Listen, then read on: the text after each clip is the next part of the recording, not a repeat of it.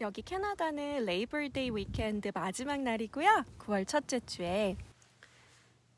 안녕하세요 여러분. 9월달 그저 레이버 위켄드 방금 보셨던 영상이 제가 오늘 밴프 파크 가가지고 영상을 찍으려고 했었거든요. 근데 영상을 찍다가 바람도 너무 많이 불고 이 핸드폰 배터리도 없고 그래가지고 지금 다시 집에 와가지고 다시 촬영 중이에요. 밴프 영상은 아쉬우니까 이 영상 마지막에 또 한번 넣어드릴게요. 제가 오늘 소개하려고 가져온 책은 루이스 로리 작가의 더 기버라는 책입니다. 굉장히 유명한 책이고요. 제가 소개해드리는 다른 책들과 마찬가지로 캐나다 클래스룸에서 자주 쓰이는 교과서예요. 저는 그레이드 6 아이들부터 읽는 것 같고요. 이제 조금 더 심층적으로 문학적 아날리시스까지 들어가기에는 7학년에서 8학년 학생들 그렇게 클래스룸에서 많이 교과서로 쓰고 있어요. 그리고 그냥 ESL 학생들한테 추천을 하기도 저는 8학년에서 9학년 정도, 한 학년 정도 높여서 읽으면 좋을 것 같은 책이에요. 책을 쓴 루이스 로리 작가가 94년도에 책을 쓰기 전에 첫 번째로 쓴 책이 A Summer to Die 라는 책이 있고요. 두 번째로는 Number the Stars라는 책을 썼어요. 두 책 다 굉장히 유명하고 성공한 책이고요. 그래서 이제 기버 읽어보시고 마음에 드시면 또 읽어보셔도 좋을 것 같아요. 첫 번째 아까 제가 말씀드렸던 소설 Summer to Die는 이제 자전적 소설이고요. 두 번째 Number the Stars는 세계 제2차 대전을 배경으로 한 소설이에요. 그리고 지금 이 The Giver 이거는 조금 이따 말씀드릴 건데요. 지금 두 번째 소설하고 지금 더 기버 이 책으로 루이스 로리 작가가 뉴베리 메달을 수상을 했어요. 이 책 더 기버는요. 지금 디스토피안 노벨이라고도 말을 할 수 있고 사이파이 노벨이라고도 말을 할 수 있는 그 경계선에 서 있는 노벨이라고 보시면 될 것 같아요. 여러분 유토피아 소설을 가장한 디스토피아 소설을 생각하시면 제일 먼저 뭐가 생각나세요? 저는 두 가지가 떠오르더라고요. 멋진 신세계 Brave New World, 올더스 헉슬리 작가의 멋진 신세계 그 책하고요. 조지 오웰의 1984년 이게 두 가지가 생각나더라고요. 이제 멋진 신세계에서나 아니면 1984년에서나 그 두 가지의 소설 안에서 새로운 사회가 그려지면서 새로운 사회상이 그려지고 그리고 그 새로운 사회상이 사람들한테 force가 되게 되죠. 그래서 결국에는 이제 ultimately 말을 하자면 개인의 자유가 억압되고 자신이 한 사람의 will, free will이 억압이 되는 그 사회에서 행복을 강요받는 사회를 둘 다 그리고 있어요. 물론 이제 정확하게 직접적으로 들어가서 얘기하면 너무나 많은 할 말이 있지만 일단 중요한 것은 이제 이 올더스 헉슬리의 작품에서나 조지 오웰의 작품에서나 이 새로운 사회를 그리고 있다는 그 행복한 새로운 사회를 그리고 있다는 그 포인트가 중요한데요. 지금 제가 말하는 이 책 기버에서도 여러분이 지금껏 보지 못했던 새로운 사회가 그려져요. 근데 아까 제가 이 책이 지금 더 기버라는 책이 그냥 디스토피안 노벨이 아니라고 말씀드렸잖아요. 약간의 사이파이 개념도 있다고. 제가 왜 그렇게 말씀을 드렸냐면 이 기버에서는 사회가 통제하는 것이 사람들의 free will이 아니라 사람들의 자유의지가 아니고 사람들의 기억과 감정을 조작해요. 거의 모든 유토피아 소설에서 그렇듯이 이 책들의 캐릭터들은 굉장히 행복하다고 생각합니다. 하지만 그 행복이라는 말 자체를 모르는 거죠. 그냥 나는 편안해, 안전해, 나는 여기서 괜찮아 라는 말로 그냥 사회를 살아가는 거예요. 딱히 행복해 라는 말은 안 나오는 것 같아요. happy나 happiness 아니면 뭐 angry, anger, upset, sadness, depressed 없어요. 그럼에도 불구하고 거의 모든 디스토피아 노벨들이 그렇듯이 행복한 사회가 그려지게 되는데요. 그걸 읽는 독자들은 굉장히 어딘가 모르게 인위적인 걸 느끼게 되죠. 근데 여러분 여기서 기억을 하셔야 될 것이 만약에 저희가 어른이 이 책을 읽는다면 당연히 조금 인위적인 뭔가를 느끼면서 이상하다라고 느끼게 되겠지만 기억하셔야 될 건 이거 아동문학이에요. 방금 제가 7학년, 8학년이 읽는다고 말씀드렸잖아요. 이제 우리 친구들은 그냥 이런 사회도 있구나 라고 받아들일 수도 있다는 말이에요. 제가 어렸을 때 Stepford Wives라는 영화를 봤었어요. 굉장히 그것도 퍼펙트한 커뮤니티, 퍼펙트한 가정을 그리는 그런 영화였는데 굉장히 어렸을 때 보면서도 자조적으로 굉장히 무슨 인위적이고 좀 이상하다. 사람들 다 웃고 있고 행복하고 한데 뭔가 이상하다라고 느꼈거든요. 그 포인트가 아이들한테도 느껴질 텐데요. 아이들은 과연 이 책 기버의 줄거리를 어떻게 받아들일지 이제부터 한번 줄거리 시작해 볼게요. 책의 줄거리는 12월에서부터 시작돼요. 이 12월은 굉장히 특별한 달이에요. 특히 누구에게? 조나스에게. 조나스는 이 책의 주인공이거든요. 이 지금 제가 살짝 말씀드렸던 이 기버의 소사이어티가 우리하고는 다른 소사이어티라고 말씀드렸잖아요. 근데 조나스가 요번에 12살이 되는 거예요.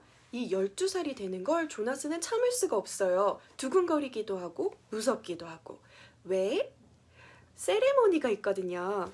조나스의 커뮤니티에서는 아이들이 12살이 되면 이제 학교를 졸업하고 사회로 나가게 돼요. 근데 우리 사회를 나가게 되면 뭐가 있어야 되죠? 직업이 있어야 되잖아요. 그랬는데 조나스의 커뮤니티에서는 직업을 내가 정할 수가 없어요. 그럼 누가 정해줄까? 그 소사이어티의 커미티에서 정해주게 돼요. 지금 이 커미티에는 엘더스가 있는데 그 장로님들이 얘는 태어났을 때부터 지금까지 학교에서 어떻게 지냈고 친구들하고 어떻게 놀았고 또 봉사활동에는 어떻게 했으니까 너의 직업은 평생 이거야 라고 정해주는 12살의 세레모니가 열리는 거예요. 조나스가 자기가 어떤 직업을 받게 될지 몰라서 너무너무 두려워하니까 엄마 아빠가 조나스를 앉혀놓고 그런 말을 해요. 조나스야, 엘더님들이 너한테 그냥 막 어사인먼트를 주는 게 아니야. 들어봐봐. 엄마 아빠 어릴 때 안드레이라는 아이가 있었는데 그 아이는 밖에 나가서 뛰어노는 게 아니라 맨날 레고 쌓고 놀고 빌딩 쌓고 놀고 발룬티어를 해도 그런 데서 하고 하니까 엘더님들이 엔지니어가 되라고 정해줬단다 하고 말을 해줘요. 그러니까 너는 걱정할 게 없어. 엘더님들은 모든 걸 알고 있고 너의 모든 걸 봤어 라고요. 여러분 좀 이상한 거 안 느껴지세요?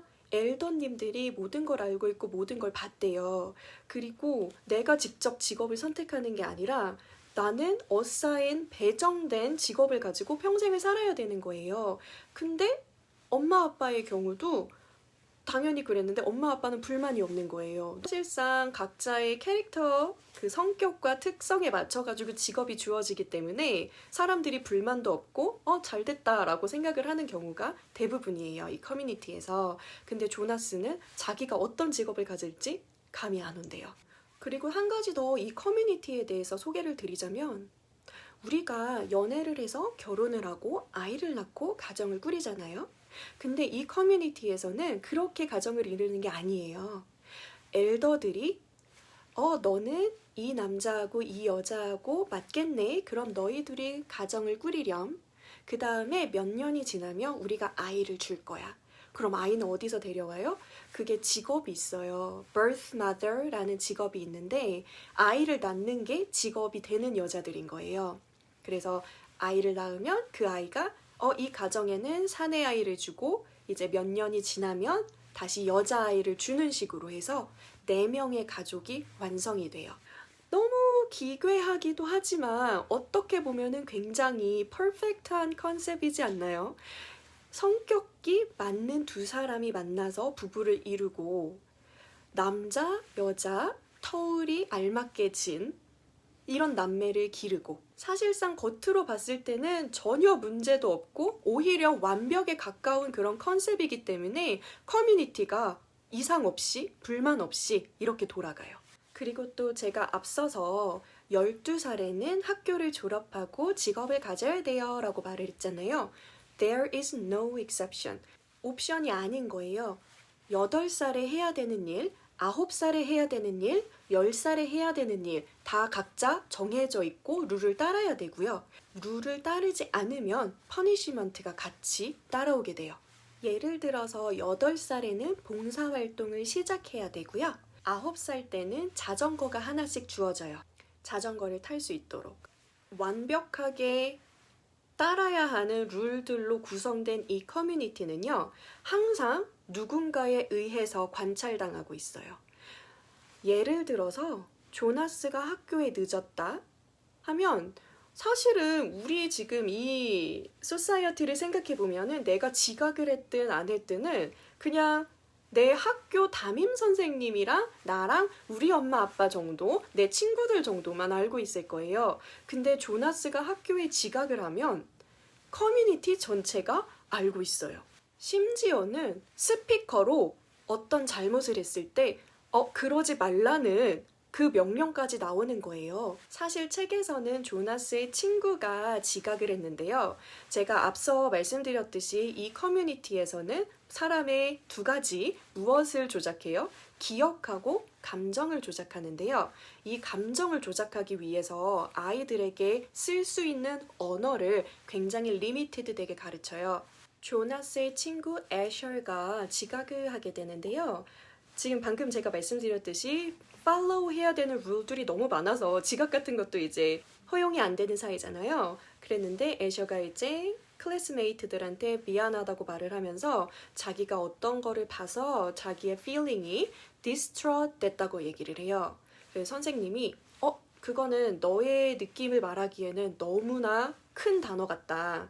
그럴 때는 distraught이 아니라 distracted나 upset 됐다고 해야 되는 거다 라고 말을 해요. 이게 어떻게 보면은 language lesson 같겠지만 지금 여기서는 어떻게 쓰인 거냐면 아이들이 표현할 수 있는 단어의 자유를 억압당한 거예요. 그래서 지금 이 society, 지금 이 조나스의 커뮤니티에서는 내가 어떤 감정을 느끼는지 아주 정확하게 표현할 수 있는 그 단어들이 굉장히 한정적이고 그 단어들을 사용하는 것이 굉장히 중요해요. 또 한 가지 아까 제가 말씀드린 distraught, distracted처럼 한 가지 굉장히 쉽게 쓰이면 안 되는 단어가 있는데요. 조나스의 커뮤니티에서요. 그 단어는 바로 release라는 단어예요. release 한다, release 했다 이런 식으로 단어를 쓰게 되는데요. 그 단어는 이제 아주 어린아이 중에 이제 쌍둥이가 태어나게 될 경우 한 사람을 release 했다. 아니면 아주 나이가 많이 든 노인을 이제 society에서 release 했다. 이런 식으로 그런 상황에서 release라는 단어가 쓰이게 돼요. 방금 제가 말씀드린 두 가지 상황은 이제 natural하게 release 하는 상황이고요. 이 커뮤니티가 정해준 법을 따르지 않았을 경우 첫 번째는 워닝을 주지만 두 번째, 세 번째에서부터는 release를 하게 되는 거예요. 그래서 이제 아이들이 같이 놀 때 뭔가를 잘못하면 너 release 할 거야, 너는 release 당할 거야 라는 말을 쓸 때도 있는데요. 이제 책의 한 장면에서 release라는 단어는 그렇게 쉽게 쓰이는 단어가 아니니 그렇게 쓰면 절대 안 된다고 그런 식으로 이 단어의 사용을 억압해서 감정까지 통제를 하게 돼요. 이제 조나스가 그렇게 기다리고 또 두려워했던 12살을 축하하고 어사인먼트를 받는 날이 돌아옵니다. 아까 제가 birth mother들이 아이들을 낳아서 그 아이들을 각 가정에 배정을 해준다 그랬잖아요. 그렇기 때문에 항상 이 해에는 몇 명의 아이들, 이 숫자가 정해져 있어요. 조나스는 19번째 아이였기 때문에 19번이에요. 그랬는데 이제 18번, 자기 전에 피오나라는 여자아이가 18번이었거든요. 이제 피오나는 항상 자기가 발룬티어를 해도 노인을 돌보는 일을 주로 했기 때문에 조나스는 알고 있었던 거예요. 피오나가 이제 노인을 돌보는 직업을 받겠구나. 조나스의 생각과 다름이 없이 피오나는 케어테이커가 됐어요. 이제 자기 차례잖아요. 조나스가 19번이니까 이제 두근두근 하면서 이제 기다리고 있었단 말이에요. 근데 엘더가 20번을 부르는 거예요. 뭐가 잘못된 거지? 절대 이럴 수가 없잖아요. 지금 이 소사이어티 안에서 항상 18번 다음에는 19번이고 18번에서 20번으로 건너뛰는 거는 있을 수가 없는 일인데 모두가 그냥 19번을 건너뛰는 거를 그냥 지켜보기만 하고 조나스의 차례는 건너뛰고 세레모니 오브 12가 끝난 거예요. 하지만 우리 모두 다 알죠? 조나스가 주인공이니까 잡을 안 받은 게 그냥 잡만 안 받고 넘어갈 수 없겠죠, 지금. 조나스가 자기는 굉장히 특별한 임무를 부여받은 것을 알게 됩니다. 사실은 몇 년 전에 똑같은 직업을 부여받은 여자아이가 있었는데 그 여자아이가 몇 년 안 돼서 그만두어야 됐대요. 정말 이상하죠? 이렇게 세레모니까지 할 정도로 모두에게 1번의 직업은 베이커, 2번의 직업은 선생님 이런 식으로 다 알려주는데 조나스에게는 직업을 알려주지 않았고 또 그 직업을 받았던 몇 년 전에 그 여자아이는 그 직업을 하고 있지가 않대요. 너무너무 미스테리한 거예요. 이제 엘더들이 조나스를 불러서 조나스가 받은 어사인먼트를 말해줍니다. 너는 receiver가 될 거야. 리시버라는 직업을 받게 돼요. 아니, 도대체 리시버라는 직업이 뭐야? 이 엘더들이 이 조나스한테 어떤 방에 가서 이 사람을 만나라고 해요. 아까 제가 이 커뮤니티에서는 두 가지를 통제하려고 한다 그랬어요. 하나는 감정이었고 하나는 기억이었잖아요. 지금 이 조나스가 어떤 어두운 방에 들어가서 만난 그 사람에게 무엇을 receive 받게 되느냐? 그 사람의 기억을 전달받게 됩니다. 조나스가 처음으로 받게 되는 기억은 눈이라는 기억이에요. snow. 여러분들 지금 다 예상하셨겠지만 그러면 조나스는 이제 태어나서부터 지금까지 스노우라는 거를 본 적이 없는 거예요. 눈이 뭐라는 것조차 모르고 눈이 내리는 것도 못 봤고 눈이 녹은 거 아니면 다시 쨍쨍해지는 거 모르는 거예요. 그 만난 사람이 조나스의 손에 손을 얹고 자신의 기억을 전달해 주게 됩니다. 그 사람이 조나스의 손에 손을 얹고 기억을 전해주는 순간 조나스의 머릿속에 이미지가 떠올라요. 하얀 눈밭에 자기가 썰매를 타고 있는 거예요. 썰매를 타고 있고 너무 즐거운 거죠. 이 속도감, 쾌감, 느껴보지 못했던 것들이 조나스의 머릿속에 막 들어오기 시작을 해요. 그러면서 이제 햇빛이 눈에 반사돼서 쨍쨍 이것도 느낄 수 있고 또 이 햇빛에 타는 기분도 느낄 수가 있고 이 하나의 메모리를 받게 됩니다. 이제 그 사람이 조나스한테 오늘은 충분하니까 가라고 해요. 그래서 조나스가 이제 물어봐요. 내가 당신을 뭐라고 불러야 하죠? 조나스의 직업은 receiver였잖아요. 이 사람은 자기를 giver라고 부르라고 합니다. 이제 giver, 주는 사람, receiver, 받는 사람. 이렇게 해서 조나스하고 giver의 긴 여정이 시작이 돼요. 그 조나스가 물어보게 돼요. 도대체 왜 다른 사람들은 이거를 몰라야 하나요? 그리고 모르고 있나요? 그러니까 기버가 그것은 sameness 때문에, 통일성 때문에 그렇다라고 대답을 하게 돼요. 여기서 여러분 기억을 하셔야 될 것이 아이들하고 책을 읽다가 좀 이분법적으로 다가가면 안 될 것 같아요. 왜냐면 이 통일성이라는 것도 통일성이 좋은 것이냐 나쁜 것이냐 이렇게 물어보기보다는요. 지금 우리 사회에는 옵션이 있는 거잖아요. 내가 색깔을 볼 수가 있고 색깔도 선택을 할 수가 있고 이 상황과 조나스의 커뮤니티에 지금 아예 색깔이라는 컨셉조차 모르고 있어서도 안 되는 통일성을 위해서 라고 대답을 했는데 그 통일성은 무엇을 위해서 존재를 하며 또 이 통일성이 없음으로 어떤 결과가 생겼는지 통일성이 있음으로 어떤 결과가 생겼는지를 아이들한테 물어봐 주시는 것이 좋아요. 예를 들어서 우리가 어떤 선택을 할 때 우리에게 옵션 A, B, C가 있을 수도 있고 아니면 아예 옵션 A만 주어질 수도 있어요. 아니면 그냥 옵션도 주어지지 않고 그냥 너 시키는 대로 해라 라고 주어질 수도 있고요. 그랬을 때의 그 상황이 어떻게 펼쳐질지 만약에 내가 그 상황을 상상하기 어렵다면 지금 이 조나스의 커뮤니티에서는 어떻게 일이 진행되고 있는지, 예를 들어서 아까 어사이먼트 같은 경우에요.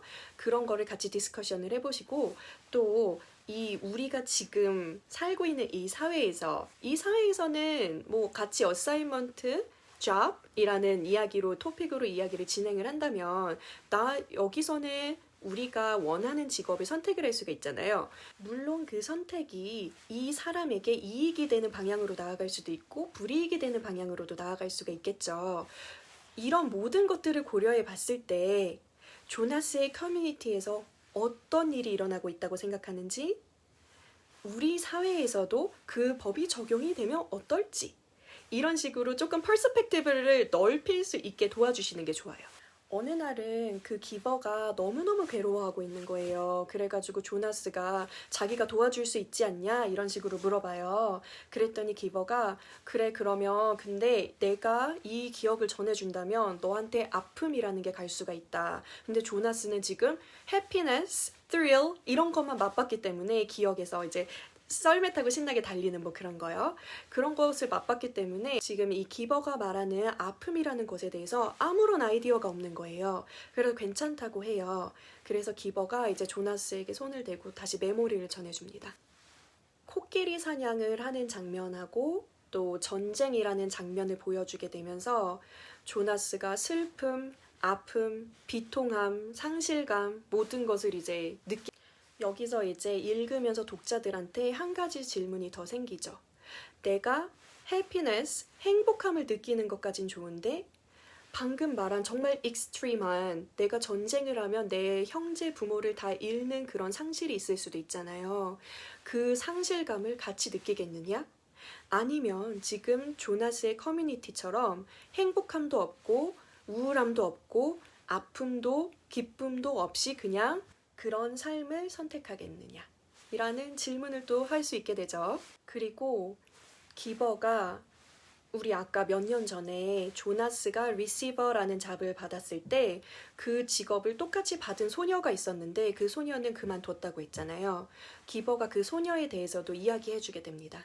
그 소녀가 아픈 기억을 받았는데 그 상실감이 너무나 컸던 나머지 그 다음날 자기를 릴리즈 해달라고 했던 거예요. 하지만 조나스는 선택지가 있어야 된다고 생각을 하고, 아무리 이렇게 아프고 상실감, 비극 이런 것이 느껴진다고 해도 사람들이 그것을 모르는 것은 잘못된 일인 거라고 생각을 하기 시작합니다. 그리고 어느 날 조나스의 집에 아기가 하나 있어요. 그 아기는 왜 아기가 있어요? 조나스의 집에는 조나스하고 릴리하고 두 명의 아이가 있으니까 아기가 있으면 안 되는데 라고 생각하실 텐데, 이 아기는 아빠가 직업이 아기를 돌보는 사람이기 때문에 집에 데려와서 돌보기 위해서 데려왔던 아기예요. 아기의 이름은 게브리엘인데 게브리엘이 하도 찡찡거리고 이제 잠을 안 자니까 조나스가 게브리엘을 돌보다가 무의식적으로 자기 기억을 주게 돼요. 그렇게 바다에서 잔잔히 떠다니는 그 기억을 받은 아기는 이제 스르르 잠이 들게 됩니다. 그리고 아까 제가 말씀드렸듯이 사회가 어떻게 사람들의 감정을 통제하느냐, 단어를 선택하는 것으로 좀 통제를 한다고 했잖아요. 이제 수많은 기억들을 받게 된 조나스가 어느 날 부모님한테 물어봐요. 나를 사랑하나요? 라고 Do you love me? 라고 물어보게 됩니다. 그랬더니 부모님이 이렇게 대답해요. Love? 사랑이라니? 그런 단어는 이제 더 이상 쓰지 않는데? 그 단어는 이제 쓸모없으니까 너가 말하고자 하는 바를 조금 더 구체적으로 잘 말해볼래? 라고 대답을 하게 돼요. 그리고 조나스는 아기 가브리엘에게 속삭이게 돼요. 바뀔 거야. 사랑은 계속될 거야. 라고. 조나스가 느꼈던 그 사랑이라는 감정이 너무나 파워풀했던 거예요. 그래서 조나스는 큰 결심을 합니다. 이 커뮤니티에게 이 감정하고 기억을 모두 돌려주자고. 그렇게 조나스는 감정하고 기억을 하나하나 이 커뮤니티에 돌려주기 시작을 하고요. 아기가 이 감정과 기억을 불어넣었던 존재인 아기 가브리엘을 데리고 왜 데리고 도망치냐면요. 이 사람들이 가브리엘을 릴리즈 시킨다고 했어요. 그래가지고 그 조나스가 그때까지는 릴리즈 된다는 게 커뮤니티에서의 해방이라고 생각을 하고 있었거든요. 근데 어느 날 자기가 릴리즈가 되는 것이 뭔지 알고 싶다고 릴리즈 되는 장면을 보여달라고 해요. 사실은 그 릴리즈라는 게 죽음이랑 똑같은 이야기였던 거예요. 만약에 늙어서 죽는다고 해도 내가 자연사를 할 때까지 기다리는 것이 아니라 늙었으니까 죽는 날짜가 정해져 있는 거고, 이 아기, 아까 쌍둥이 중에 좀 발달이 느린 그 아기 한 명은 릴리즈 시킨다고 했잖아요. 그런 식으로 아기들도 죽어나가고 있었던 거예요. 옵션이 없이. 그래서 조나스는 아기 가브리엘이 죽음을 당하는 것이 싫어서 아기를 데리고 커뮤니티에서 도망을 치게 되는데요. 사실상 조나스는 그 커뮤니티에서 부족한 것이 없었어요. 항상 먹을 것이 충분했고, 항상 날씨가 좋았고, 항상 입을 옷이 있었고, 친구들이 있었고, 그랬단 말이에요. 근데 생애 처음으로 커뮤니티 밖으로 나오니까 어떻게 됐겠어요? 힘들게 걸어야 되고, 기력이 쇠해지고, 에너지가 없고, 배고프고, 너무 힘들어서 다 포기하고 싶었지만, 조나스는 이 배고픔을 느끼는 대신 사랑이라는 감정을 느낄 수가 없다면 그거는 안 되는 일이라고 생각을 한 거예요. 그런 와중에 조나스는 그 제일 첫 번째 받았던 그 기억을 떠올리게 됩니다. 기억하세요? 첫 번째 기억이 뭔지? 눈에 관한 기억이었어요. 눈밭에서 썰매를 타고 달리면서 너무 신나게 놀던 그 기억. 그렇게 조나스는 썰매를 신나게 타고 사람들이 노래를 부르는 따뜻한 집이 있는 곳으로 자기가 달리는 그 상상을 하게 되는데요. 여러분, 과연 이게 상상일까요? 아니면 현실일까요? 그건 독자의 몫으로 작가가 남겨뒀어요. 마지막 부분은 사실 약간 안데르센 동화의 성냥팔이 소녀도 약간 생각이 나지 않으세요? 성냥팔이 소녀가 마지막 성냥을 그었을 때 받던 환영이 따뜻한 집에서 모두가 웰컴하고 맞이하는 정말 나의 가족이 있는 그런 집에 있었잖아요. 성냥팔이 소녀 자체도 이제 구전되어 오던 동화이기 때문에 어떤 버전에서는 그게 환상이었고 성냥팔이 소녀는 얼어 죽었습니다. 이런 이야기가 나오고 어떤 버전에서는 행복하게 정말 살았습니다. 이런 식으로 써 있기도 한데요. 지금 The Giver, 이 책에서 조나스가 갔던 그 집은 과연 환상의 집이고 조나스는 실제로 눈 속에서 얼어 죽었었던 걸까요? 아니면 조나스가 봤던 선택했던 그 선택지가 기억과 감정이 모두 통제되지 않고 내가 자유의지를 가질 수 있는 그런 따뜻한 세상이었을까요? 지금 우리가 마주하고 있는 이 현실은 어떨 때는 굉장히 차갑고 어떨 때는 굉장히 따뜻하죠. 우리는 어떨 때는 굉장히 눈물을 쏟을 만큼 슬픔을 느끼지만 어떨 때는 정말 너무너무 똑같이 눈물을 쏟을 만큼 행복하기도 해요. 그리고 내가 살아왔던 이 기억들이 한 조각 한 조각 굉장히 나를 아프고 슬프게 할 수도 있는 반면에 어떤 행복한 기억 하나를 가지고 몇 년을 살아가기도 하죠. 루이스 로리 작가의 지금 이 책 더 기버는요. 우리가 살고 있는 지금 이 현실의 세상과 너무나 비슷한 면이 많은 커뮤니티를 우리에게 보여줘요. 사실상 저는 약간 한국의 사회랑도 닮았다라고 생각하는 부분들이 많았는데요. 우리나라에서도 8살이 되면은 초등학교에 들어가야 되고 또 점점 더 나이가 먹어서 이제 고등학생이 되면은 당연히 대학교에 가야 되고 대학교를 졸업하면 직장을 잡아야 되고 직장을 잡았다고 하면 결혼을 해야 되고 결혼을 해야 되면 아이를 낳아야 되고 굉장히 expected 되는 그 스텝들이 있잖아요. 굉장히 방금 이 커뮤니티에서 본 8살은 이래야 되고 9살은 이래야 되고 10살은 이래야 되는 그 룰하고 좀 비슷한 것 같다고 저는 느꼈거든요. 또 이 책 자체가 이런 사회의 문제들에 관한 디스토피아 노벨이기도 하다 보니까 지금 이 팬데믹 시츄에이션에 비추어서도 생각을 해볼 수가 있는데요. 지금 백신 여권 말이 많잖아요.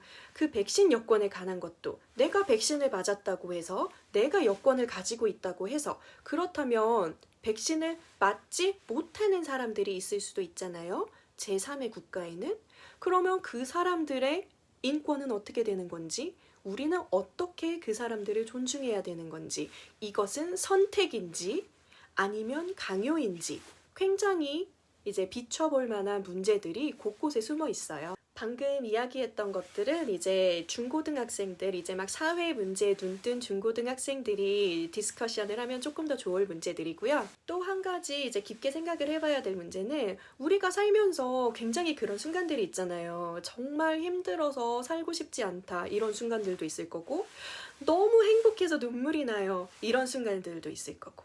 당연히 우리는 너무 즐겁고 행복한 순간만 누리고 싶을 거예요. 하지만 행복이 있으면 동전의 양면이 있는 것처럼 슬픔도 따라오는 거죠. 이 슬픔이라는 것을 느끼지 못한다는 거는 행복이라는 것을 느끼지 못한다는 말과도 같아요. 이 선택지를 선택할 것인지, 만약에 이제 personally choice가 있으면, 아니면 내가 슬픈 일을 겪더라도 행복을 같이 겪을 것인지, 이것도 생각을 해봐도 좋을 문제고요. 기버라는 책이 이런 식으로 굉장히 딥하게 생각을 할 수 있는 책이라서요. 아무리 영어를 잘한다고 해도 저는 5, 6학년 요때 읽었으면 다시 8, 9학년 때 다시 읽어보는 거를 추천을 드려요. 그리고 또 이 책을 읽으면서 이 자본주의라던가 사회주의, 아니면 너무 그 컨셉이 너무 또 아이들한테 어렵다면 이 우리 주변에서 일어나는 뉴스들 같이 공부를 하면서 읽어보는 것도 굉장히 재밌을 거예요. 오늘은 로이스 로리 작가의 The Giver라는 책을 추천을 드렸는데요. 제가 설명하면서 보니까 더 정말 좋은 책이네요. 지금 아까 제가 말씀드렸듯이 6학년에서 8학년 제가 추천을 드리지만 ESL 원서로 어른이 읽어봐도 굉장히 생각을 많이 하게 만드는 원서니까요. 어른들이 읽으셔도 굉장히 좋을 것 같아요. 이게 생각할 내용이 많아서 그렇지 사실 단어 수준은 6학년에서 7학년 수준이에요. 그래서 그렇게 어려운 책이 아니니까요. 영어 공부하시는 분들 꼭 한번 읽어보세요. 좋은 책이에요. 그럼 저는 또 다음 시간에 좋은 책 소개로 찾아올게요. See you later, alligator. Bye!